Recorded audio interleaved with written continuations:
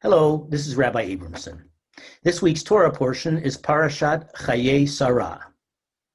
The portion of Chayei Sarah is not our introduction to death in the Bible, but the story of the death of Sarah is the first death of an Israelite in the Bible. It presents the first indications of what was to become the Jewish response to death. The narrative contains the seeds of what were to become traditional Jewish mourning practices. The bulk of the narrative deals with Abraham's acquisition of Ma'arat HaMachpelah, the cave of Machpelah, a suitable burial ground for his wife. Other patriarchs and matriarchs are subsequently to be buried there. Abraham's concern for acquiring a suitable burial spot for his wife is a reflection of the mitzvah of proper, dignified burial of the dead. But that's not all there is to the story. In Genesis chapter 23, verse 2, we read the following verse. Vayavo Avraham lispod l'Sarah v'livkotah. Abraham came to mourn for Sarah and to weep for her. Now, this is not an incorrect translation, but lispod can also be translated as to eulogize. Some of you might be familiar with the Hebrew word hesped, which means eulogy. From this, we learn that Abraham delivered a eulogy, a hesped for Sarah. And from this, we derive one of the essential components of the traditional Jewish funeral, namely the eulogy. Now let's take a look at the next verb in the phrase, v'livkotah, and to weep for her. From this, we derive the traditional period of mourning, which in contemporary Judaism we call sitting Shiva. Thus, in this brief verse, we see, or at least the rabbi saw, some of the basic trappings of Jewish mourning practices. The funeral, in which the eulogy is central, and the period of mourning following the funeral.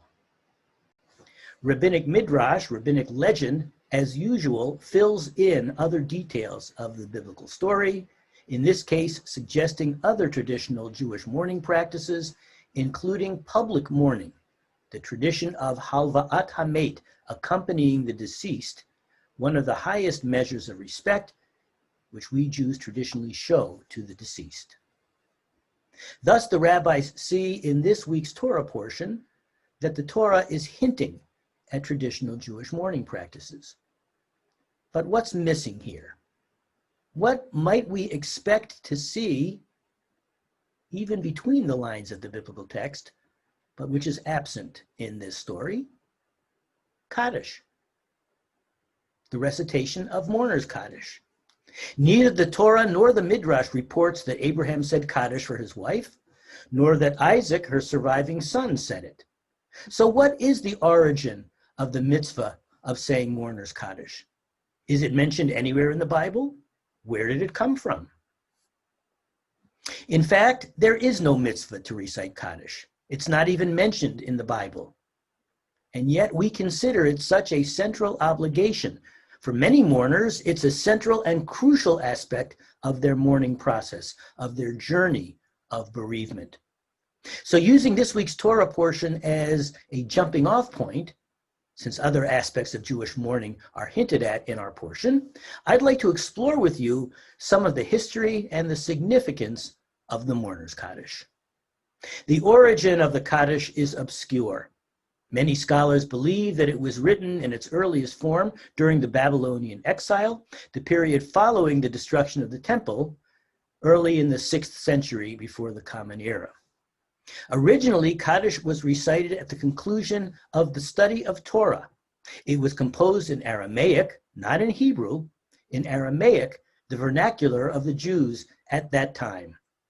According to our tradition, the essence of Kaddish is the central line, the congregational response. Yehei Shemei Rabbah Mevarach La'alam Ul'alamei Alamaya. May God's great name be blessed forever and ever. The Talmud tells us that when God hears Yehei Shmei Rabbah, God nods and says, "Happy the king who is thus praised in his house." The Talmud also tells us the gates of Gan Eden, the gates of the Garden of Eden, of paradise, are opened to one who utters Yehei Shemei Rabbah. And our tradition also asserts one who recites the Kaddish with all of one's inner power and conviction will merit the abolition of any severe decree directed against him. Pretty powerful words in the Kaddish. But so far I haven't mentioned anything about Kaddish as a prayer for the dead. But there is a tradition that the souls of deceased parents are redeemed by their children's recitation of Kaddish. So how did Kaddish, a prayer invoking our hope for the restoration of the world, become known as a prayer for the dead? According to Rabbi Abraham E. Milgram, the author of a book entitled Jewish Worship, there were a number of steps in the transformation of the Kaddish. Kaddish was customarily recited at the conclusion of Torah study, and since it was customary to study at the Shiva house, at the house of mourning of a great scholar, Kaddish would be recited at that time. But after a while, so not to insult the memories of people who were not scholars, this was done at all Shiva houses. The association between Kaddish and our departed loved ones was further strengthened by a legend concerning Rabbi Akiva, one of the most illustrious rabbis in all of Jewish history. According to this legend, Rabbi Akiva once confronted a man wandering around a cemetery. The man explained that he was a dead man. He was a tormented ghost who wandered around in search of atonement for the sins he had committed during his life. But the man explained that he had died leaving a pregnant wife, and he knew that there would be no end to his torment until his wife gave birth to a son who would lead prayers in the synagogue, including Kaddish. Well, according to the legend, Rabbi Akiva searched and finally found the son, whom he taught to recite Kaddish. Later, the dead man appeared again to Rabbi Akiva in a dream and told him, "You have redeemed me from the punishment of Gehenna, the punishment of hell." As this legend proliferated, the association between Kaddish and redemption of deceased parents grew. And after a while, the transformation of Kaddish as a mourner's prayer became complete. It became customary for mourners to recite Kaddish not only at the conclusion of Torah study in houses of mourning, but during synagogue services as well. And so for many Jews, even today, the recitation of mourners' Kaddish is an act that benefits their departed loved ones, elevating their souls in heaven. But for many of us, the power of mourners' Kaddish is not what its recitation does for our loved ones, but what it does for us. According to Rabbi Maurice Lamb, the author of The Jewish Way in Death and Mourning, the Kaddish has a number of important functions. The Kaddish is, first and foremost, a prayer of consolation. The recitation of the Kaddish by the mourner can be one of the most important ways of recovering from the loss of a loved one. The prayer's accentuation and repetition of thoughts of life and peace and days and this world, these are all phrases that appear and in some cases are repeated in the Kaddish. These themes are intended to be consoling and encouraging. Rabbi Lamb writes, it transfers subliminally the fixed inner gaze of the mourner from the departed to the living, from crisis to peace, from despair to hope, from isolation to community. Since it can be said only with a minyan, only in the context of communal prayer, and since it is usually said by numerous mourners in a synagogue service, it creates what Rabbi Lamb calls a fellowship of the bereaved in a time of profound loneliness. It reminds the mourner that he or she is not alone, that others are experiencing similar feelings, and that the community supports the mourners in their pain. Kaddish is first said by mourners at the funeral, and then customarily for 11 months. Some mourners make it a point of saying Kaddish every day. They get to shul every morning and every evening, and so twice a day in some cases. Every single day, mourners recite Kaddish. Some mourners make it to shul or make it to minyan a few days a week, or maybe just on Shabbat, or maybe just a few times a month. And every mourner decides for himself or herself how frequently to be in shul to say Kaddish.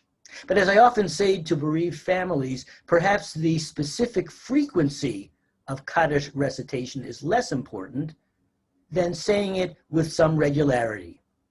It is the regular recitation of Kaddish which I believe is crucial in the healing of mourners. The recitation of Kaddish is a bridge, then, that spans the various stages of the mourning period. It is the bridge by which the mourners gradually rejoin the world.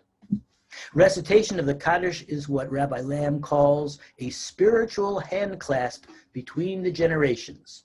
It creates bonds between us and those who are no longer physically with us, but who will always remain spiritually with us.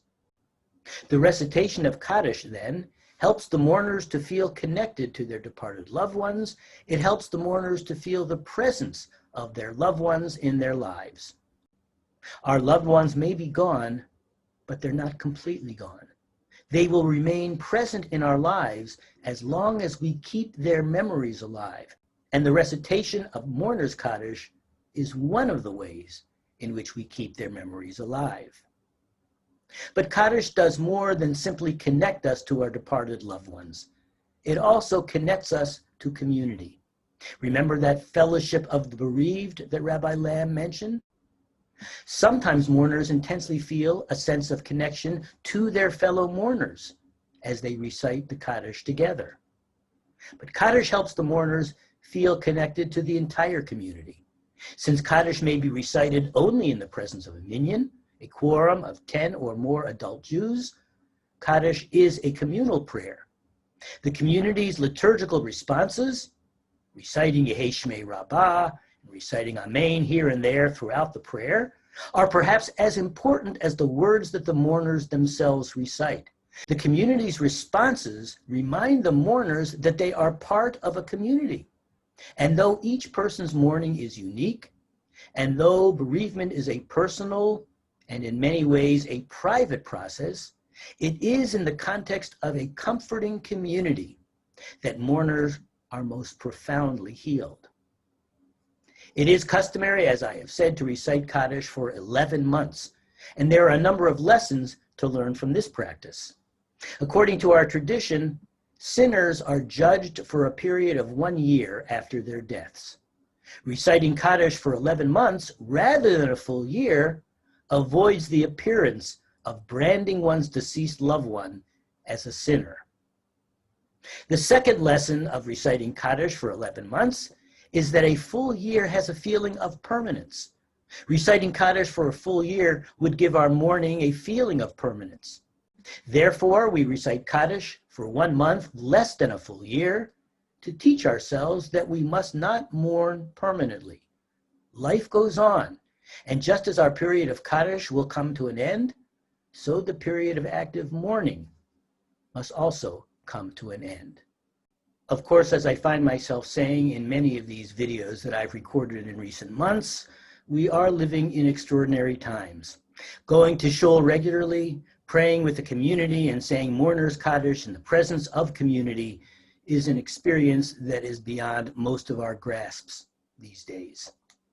And yet many synagogues are streaming their services, and many are offering Zoom services, opportunities to be in a virtual synagogue through our computer screens in which mourners can recite Kaddish.